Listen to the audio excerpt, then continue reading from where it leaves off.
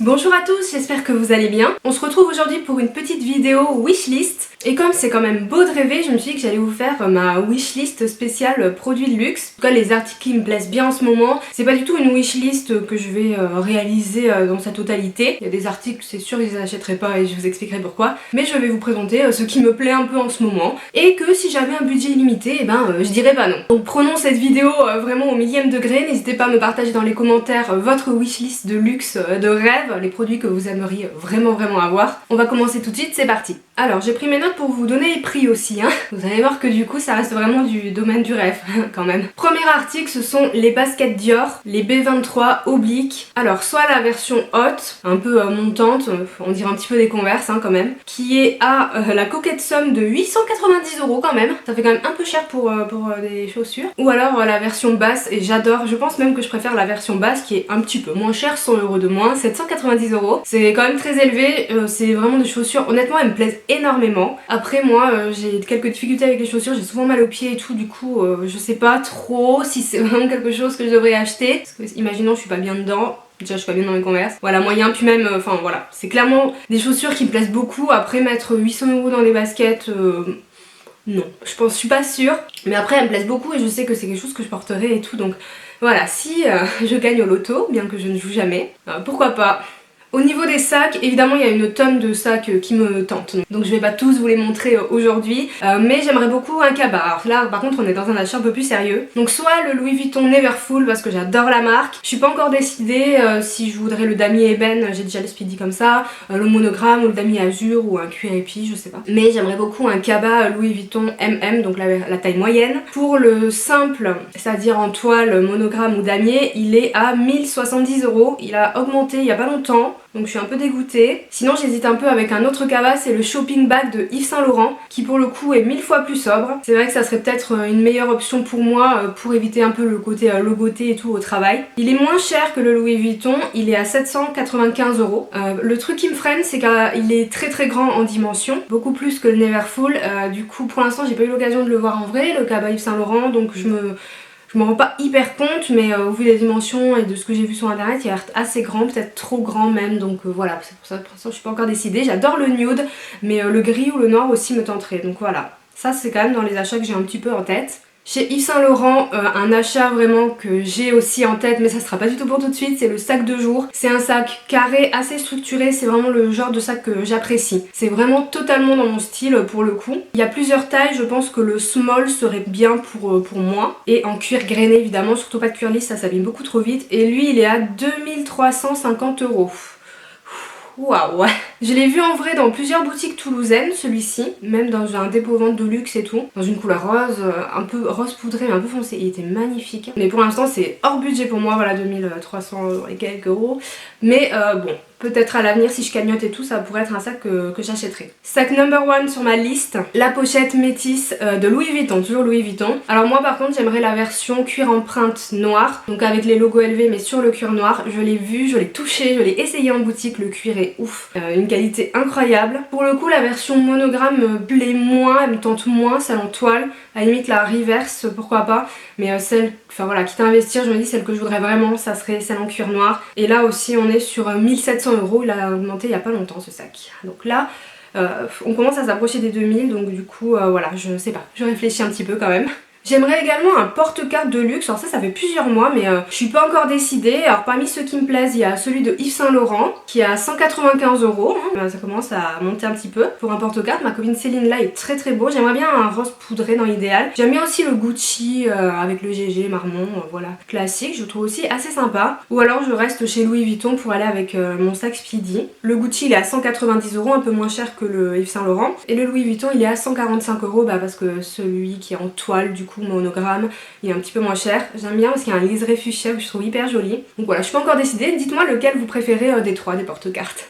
Également un achat assez sérieux dans ma wishlist, la petite pochette clé de Louis Vuitton. Quand je dis assez sérieux, c'est que d'ailleurs j'ai failli l'acheter un peu avant le confinement, qui est aussi à 145 €, donc ouais, ça reste des petites pièces de maroquinerie que j'aimerais bien avoir, notamment pour ce côté un petit peu pratique. Je suis pas non plus encore décidée trop sur l'imprimé, mais ça je pense que c'est quelque chose que j'achèterai prochainement. Ensuite je vais vous parler de deux articles que j'adore, mais comme les baskets, c'est pas quelque chose que je suis sûre d'acheter. La ceinture saddle de Dior, donc en 20 mm, assez fine, je l'adore. Autant la Gucci, je l'aime bien et tout, mais je sais pas, je trouve que la Dior est beaucoup plus chic avec le CD. Je la trouve vraiment très jolie, c'est quelque chose que je pourrais aussi acheter, sauf que je ne porte pas vraiment de ceinture au quotidien. Je m'en suis rendu compte un peu en réfléchissant, du coup je suis pas hyper sûre de sauter le pas parce que ben voilà, vraiment je porte pas tellement de ceinture, donc ça serait un petit peu dommage. C'est pas que j'aime pas ça, c'est que dans les vêtements que j'ai et tout, c'est en tout cas pas quelque chose que je porterais qui serait voyant. Donc si c'est pour mettre une ceinture et un haut par dessus, ça c'est, enfin en tout cas ça sert à rien d'acheter une ceinture à ce prix, mais je la trouve très jolie. Cette vidéo ça peut aussi vous donner des petites idées pour vos wishlist, hein. C'est pas parce que là je dis que j'achèterai pas forcément, voilà. C'est ce que j'aime bien, mais bon c'est aussi pour donner des idées. Également des boucles d'oreilles Chanel que j'adore,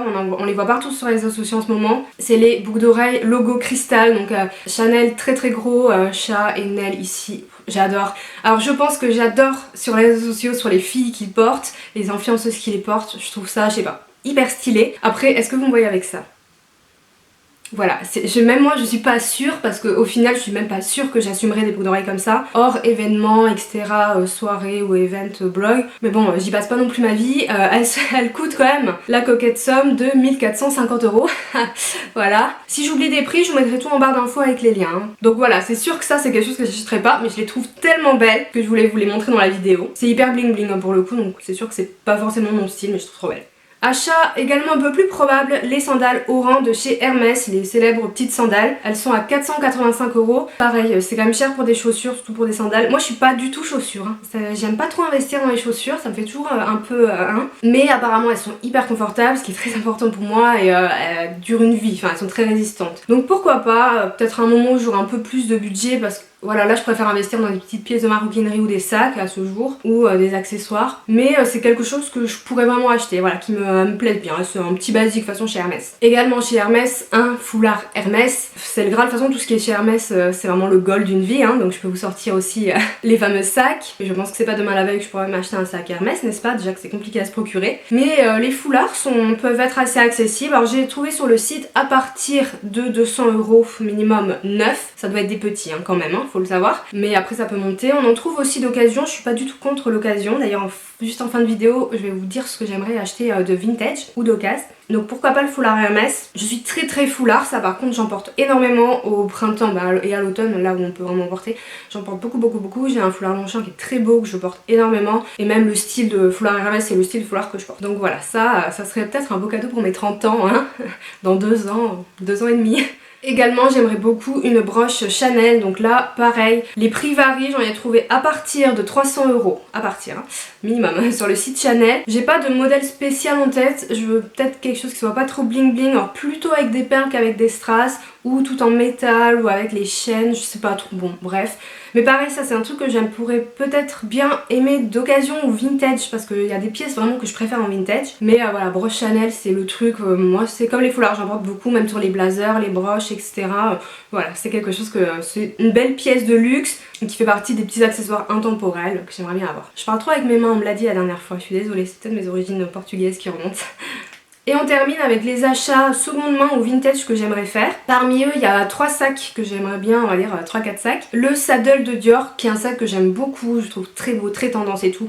Après de là à le prendre neuf, il coûte entre 2000 et 3000 € je crois. Bof, et je trouve qu'il a beaucoup plus de charme en seconde main, en vintage. Surtout ceux qui ont été créés et édités dans les années 2000, je trouve beaucoup mieux. Je sais pas, il y a un petit truc qui me plaît bien, j'aime beaucoup le côté monogramme. Donc voilà, je guette un peu sur vintage, comme c'est un sac tendance en ce moment, les prix sont hyper élevés, mais je pense que quand la tendance ralentira un petit peu, il y a moyen que j'en chope un un peu sympa et dans un prix correct, on verra bien. Également le Jackie Gucci, c'est un sac qui était très à la mode dans les années 2000. Je serais pas surprise que ce soit un sac qui revienne à la mode très prochainement, comme le Saddle de Dior, comme les petits Prada en nylon, ces sacs des années 2000 qui sont revenus. Je serais pas surprise que le Jackie Gucci soit le prochain. J'en cherche un du coup d'occasion ou vintage en ce moment. J'aime beaucoup la version noire avec en toile avec le monogramme Gucci. Je trouve que ça ajoute du côté vintage, j'aime beaucoup. Il y en a énormément sur les sites de seconde main en ce moment, sur Vinted, il y en a plein.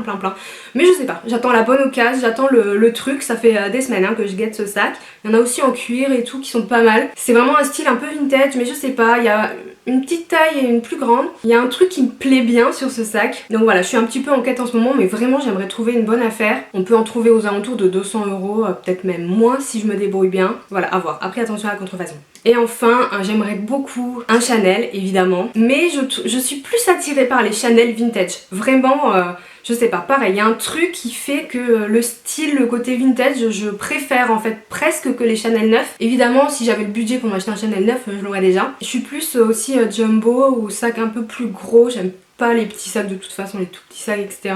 Mais un beau Chanel vintage, c'est vrai que je serais assez contente d'en trouver un. Il y en a plein qui me plaisent et tout. Pour l'instant, c'est pas, j'ai pas cagnoté pour, c'est pas trop dans mon budget. Mais si je pouvais m'en trouver un, je serais hyper contente. Et dernier sac qui me tente beaucoup, qui me plaît beaucoup, c'est le Diorama de Dior. C'est un sac qui a été arrêté, donc je peux plus l'acheter neuf même si je le voulais. En tout cas pas en ligne, il existe encore des petites versions pochettes, c'est pas du tout ce que je veux. Donc peut-être d'occasion, mais ils sont quand même assez chers encore, mais vraiment j'adore. C'est vraiment mon genre de sac aussi un peu rock et tout, le Diorama. J'ai beaucoup de sacs qui ressemblent un petit peu chez de Zara et compagnie, qui sont en tout cas dans le même format. Vraiment je l'adore. Je le préfère même au boy de Chanel je pense, donc voilà. À voir, mais pareil, j'attends, moi je fouine et j'attends les bonnes occasions. Dites-moi si vous êtes comme moi. Et voilà, c'est tout pour cette petite vidéo wishlist de luxe. Comme je vous l'ai dit en début de vidéo, ça reste du domaine du rêve, etc. Je suis quelqu'un qui réfléchit quand même assez pour ses achats et qui fait des petites cagnottes, hein, évidemment. Voilà, ça tombe pas comme ça, pour moi en tout cas. Je sais que vous aimez bien les vidéos luxe et tout, suite à mes revues sur les sacs à main, à mon unboxing sur le Speedy et tout, vous m'en avez demandé. Sauf que j'achète pas du luxe tous les 4 matins, donc je vais pas pouvoir vous en faire forcément davantage tant que j'achète rien. Donc voilà, dès que ça sera le cas, je vous ferai des petits unboxings et tout de ce que j'achèterai, mais voilà, ça sera pas tous les mois malheureusement. J'aimerais tant.